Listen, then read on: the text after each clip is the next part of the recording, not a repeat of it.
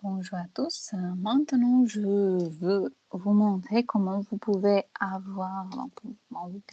écrire l'exercice 1 utilisant Fibonacci, mais c'est quand vous devez avoir le nombre pour Cx. Donc, je ne veux pas les 10 premiers nombres, mais je veux les premiers n nombres.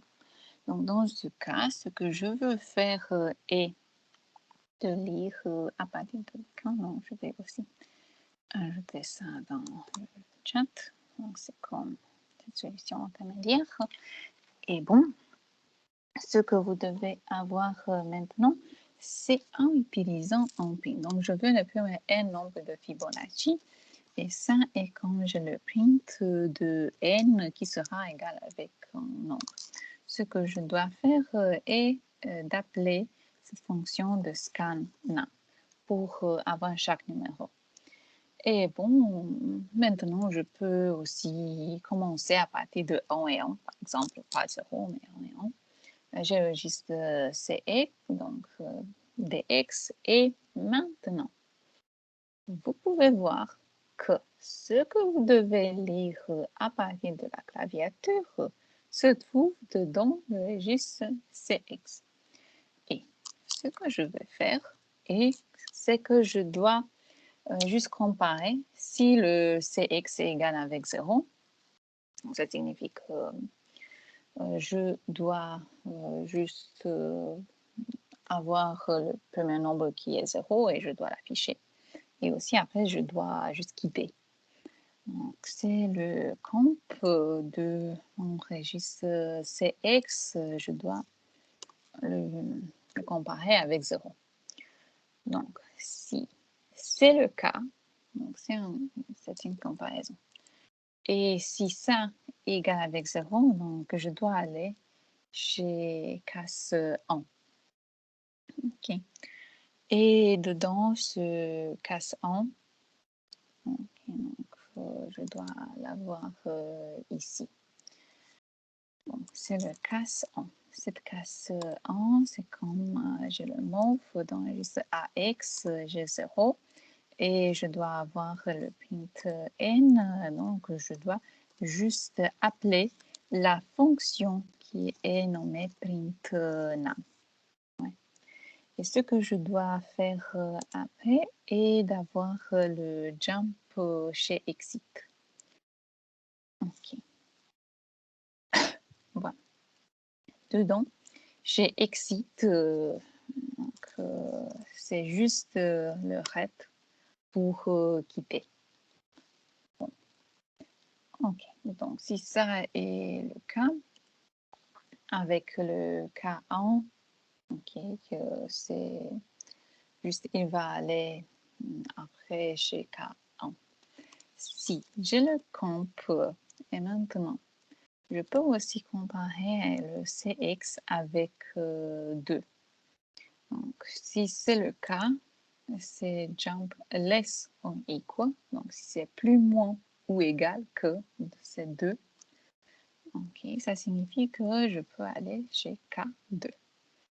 Et bon, dans mon cas pour cette K2. Ce que je dois avoir maintenant est mon deuxième nombre. Pour mon deuxième nombre, vous avez vu que c'est le 1. Et vous pouvez commencer à partir de 0 ou à partir de 1. Donc, dans ce cas, je dois renvoyer la valeur. Donc, vous avez 1 deux fois. Et c'est pourquoi là, je dois juste afficher la valeur 1. Donc, c'est en utilisant le print n. Et aussi, je dois appeler cette fonction de print num. OK. Et je dois juste sauter chez exit. Bon. OK, donc j'ai comparé Cx avec 0, j'ai comparé Cx avec 2. Et ce que je reste, ça signifie que le n est plus grand que ça. Donc, si j'ai déjà un don numéro, ça signifie que je dois avoir cette subtraction à partir de Cx, je dois avoir cette subtraction de 2. Et après, je dois avoir cette boucle. Et cette boucle est juste répétée cx fois, jusqu'à répondre quand cx est égal avec 0. Donc, le registre dx va avoir la valeur de ax, le registre dx va avoir aussi dedans l'addition entre ax et bx. Oui, c'est le add chez dx. Je dois ajouter la valeur de bx, qui est en fait la somme entre ax et bx. Bon, qui est la nouvelle valeur pour le premier numéro?